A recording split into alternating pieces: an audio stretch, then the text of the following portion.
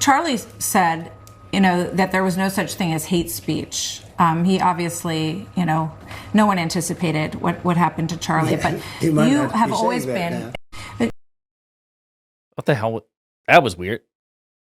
Donald Trump just had a Fox News interview, which was really weird on multiple levels. He lashed out at the Fox News host who very gently, occasionally, asked him a kind of tough question or gave him some not so great news. And in that clip there, he seems to mock the publicly stated values of his alleged friend, Charlie Kirk, who was recently brutally assassinated. Well, he might not be saying that now. Maybe if he were still alive, he wouldn't be saying it now. That was a weird thing to say about a friend. But before we unpack all of that, if you end up liking this video and you want to support the channel, please be sure to hit the like, subscribe, and alert bells before you go. Donald Trump has had publicly sociopathic response to the death of Charlie Kirk. We played one a couple of days ago where he was asked about, hey, my condolences for your friend. How are you doing? How are you holding up? I'm okay. Do you see those trucks over there? Look at the renovation of the White House. The ballroom's going to be amazing. It's going to be an amazing ballroom. And then you hear a comment like that. That's strange. So Donald Trump sat down with Martha McCallum of Fox News and was asked about a number of things. Again, it was a softball interview, but occasionally, every now and then, he got a little, just a gentle, like, I've got to at least look like I'm asking you a tough question. So take a look at Trump here with him lashing out at Fox News for getting even just a smidge of bad news. But we're going to have numbers that like nobody's ever seen before. When do you think that people are going to feel that? Because we do see polling that doesn't poll well in the economy. The recent Fox polling said 52% say the economy is worse under this administration. You've got unemployment at the highest rate in 4 years. Groceries made a big jump in the last term. So how is that? You're looking forward with these plans that you just talked about. When will people feel that, Mr. Well, Trump? when the factories start opening. I mean, right now we're building them. And, Fox polling, I have to tell you, I've told you before, it's the worst polling I've ever had. It's always, during the election, they had me winning by a little bit, not by a massive amount. And Fox polling, I've told Rupert Murdoch, go get yourself a new pollster because he stinks. And this is for years now. But I will say that we have all of these things are being built. But we're going to.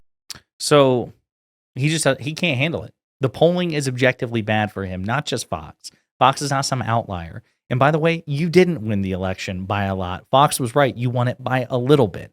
You won a plurality of the popular vote, not even a majority. And it's not like your electoral vote margin was unprecedented. This whole landslide bullshit, it's just cope because he wants to be more popular than what he is. And listen, he has accomplished something extraordinary with respect to, cult of personality politics. He does have the biggest and most dangerous cult in American history, tens of millions of Americans strong. But this is a country of 340 million people. And no, you're not, and you've never been overwhelmingly popular. You have almost always been very unpopular. Just deal with it. But he can't handle it. So even though against a softball, you're talking about all these things, but when are people because we've got some kind of bad polling, and he can't help it. He has to attack even Fox News. They are insufficiently loyal to him because every now and then they will occasionally criticize him. Pathetic snowflake shit. Anyway, here's another clip. We have all of these things are being built. Car companies are moving back. We lost 50%, 54% we were the automobile capital of the world. And all of a sudden it got robbed by China, Japan, Germany, all these countries.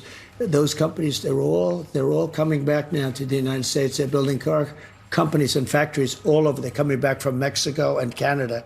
We lost a lot to Mexico. We lost a lot to Canada. They're all coming back because of the tariffs. Without the tariffs, a different story, but they're coming back because of the tariffs.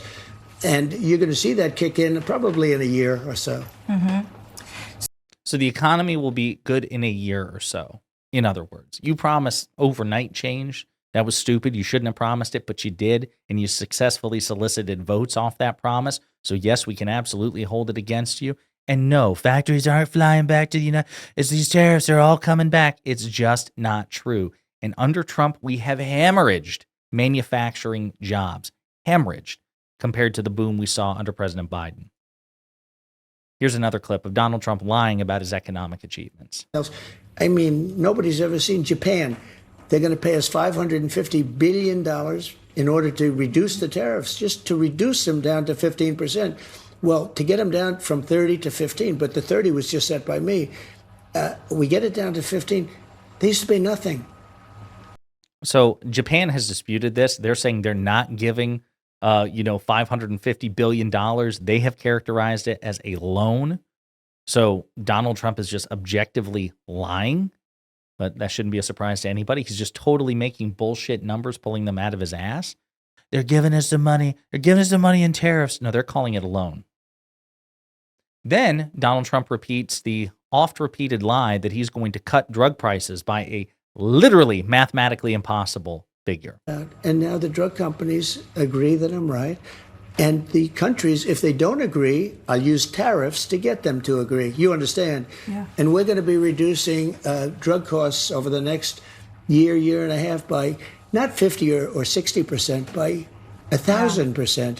Because if you think a $10 pill going, so it'll be raised up from 10 to 20 because it's the world versus us. So the world is a bigger place. So it'll go from 10 to 20. It won't go from 10 to 50 or 60 for them, which is bearable. And it'll go from 10 to 20 for us. So you're talking about a monumental change in healthcare. That's going to affect Medicare, Medicaid, even Social Security. It's going to affect everything. Help. What the hell was that? She's like, yeah, 1,000 is going to 1,000%. You can only get it down to 100%. Anything more than that, you're paying people to take the drug. You're paying people to take the drug. Yeah, absolutely, 1,000%. And it's like it's gonna be no big deal. We go from 10 to 20, and it's like a month. It's like it's and one. It's and then bigly. That was just pure bullshit. This guy's brain is melting in real time. Imagine if Biden were to give just a ridiculous answer like that to a question. It's pathetic. Here's another clip in which they start talking about Trump's free speech crackdown. And you have this executive order now that we just heard about on political violence and hate speech. Right. And you want to make Antifa a terrorist organization. They are. Do you believe that there is a vast terrorist movement in the United States that people need to be aware of? And is it responsible for Charlie Kirk's killing, for the attempts on your life, for these CEOs that we saw in New York City? Is there something people need to understand? You never know, and we'll find out maybe. But in the meantime, we're going to do a big thing with respect to Antifa. It's a sick group. He did. He designated by executive order Antifa as a terrorist, which it's not even an organization, right? It's a kind of a disparate movement. It's more of it's like a slogan and catchphrase. It doesn't have like this like centralized structure. It's not like Turning Point USA. But hear what he just said. He wrote the executive order, and she's like, okay, so you're calling this a terrorist group? Is there a vast terrorist group that people need? Maybe. Then why are you writing the executive order designating a thing to be a terrorist group if you don't know that it's a terrorist group? What the hell are you doing? Sure sounds like a desperate, weird, authoritarian power grab and virtue signal wrapped into one, and you don't actually have the facts on your side to substantiate the claims. Holy shit. But wait, there's more. Charlie said, that there was no such thing as hate speech. He obviously, no one anticipated what happened to Charlie, but you have always been in favor of free speech. Yeah, so do you have concerns about... I love it! Well, wait, what? Obviously, no one anticipated what happened to Charlie, but you have always been in favor of free speech. Yeah. You have always been in favor of free speech. This lady, Martha McCallum, is a very dishonest person. He has objectively the worst free speech record out of any modern president. What bullshit. This might as well have been a Hannity interview. At least Hannity would have been entertaining. So do you have concerns about, some people look at this and your critics will say, well, this crackdown is a crackdown on free speech? It's interesting. I watch your show and I watch others, and I see people saying things. They're crazy. these people are crazed lunatics, even the way they'll answer. It's like you'll see them, and the things they say are really bad, but they look crazy. They're almost crazed. Maybe they're drugged out, maybe there's some other problem, but the kind of things you hear, actually you probably don't put most of them on, but the kind of things you hear are so unbelievable. You wouldn't think, you're a very regular person. I am too. I'm a regular person. Who would make the statements that they make?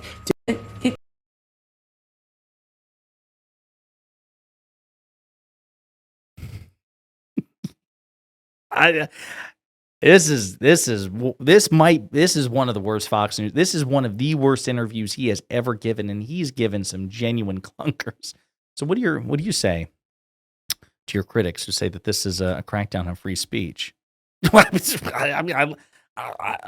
I watch your show. I hear you say words. Your mouth opens. Sounds leave your mouth, and then they come to my ears, and they form words. And I have to interpret the words, and I'm like, what are these words? These words are crazy. It's the craziest, some would say. And it's like, are they drugged? Are like who? Somebody's drugged. Somebody's drugged in this conversation, and like it's like I'm regular. You're regular. Are you like your bowel movements? Are they I'm as regular as the most regular bowel movement you'll ever have. Like like they'll say like nobody is regular. It's like Donald Trump is like, I don't know, like a high fiber diet. He's so regular. It's just like a regular. Like, what are you talking about, man? You didn't even answer the question. It's just syllable by syllable. I don't even know if he was listening. He may be too stupid to understand. His brain may be rotten, or his attention span may be so weak. He may not have heard what she said. So he's like, the regularity. Then Martha McCallum finally asks a good question, right? That's not fair. She doesn't ask tough questions. She does ask some good questions like, hey, when's the economy going to be good? Hey, is this a crackdown on free speech? She doesn't press him or fact check him, but she asks a good question here, which is, hey, you're not just the leader of a party. You're the sitting president once again. Don't you have an obligation to like unite people? Listen to Trump's answer. Do you think it's the responsibility? Is it a role as president to bring people together? Is that part of the job? Ideally.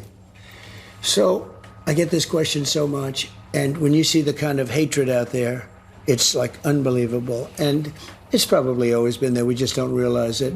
But I saw it starting with President Obama. I saw tremendous hatred. I saw levels that we've never seen before. And with Biden, it got far worse. Just far worse when you look at what happened. This last 4 years has been terrible. But during my term, we had tremendous economic success. And just before COVID, I was getting calls from people that you wouldn't believe, people that you know very well, but people, I would call them the radical left, or certainly the left, more so than what we would think of as a traditional Democrat. And they wanted to get together. Remember? So that wasn't an answer at all. I mean, again, he just goes back to the economy. He inherited a good economy from President Obama, and then he drove it into the ground. He did the same thing here. He inherited a good economy from President Biden. He's driving it into the ground. But the answer is yes. The President of the United States should actively try to unite the country, even if they fail. Trump is not actively trying to do so, and instead just spent most of his answer bitching about President Obama and President Biden. So this was actually, I didn't see all these clips. Sometimes I like to react to Trump in real time. We have to react. We have to keep an eye on what Donald Trump does. He's the sitting president of the United States, the most powerful and important person in the world. And he'll surprise me with how terrible his answers are. And Fox will surprise me at how sycophantic they are. That was one of, if not the worst interviews Trump has ever given. And we are in for an absolute shit show for the next 3.5 years. In the meantime, let me know what you think in the comments.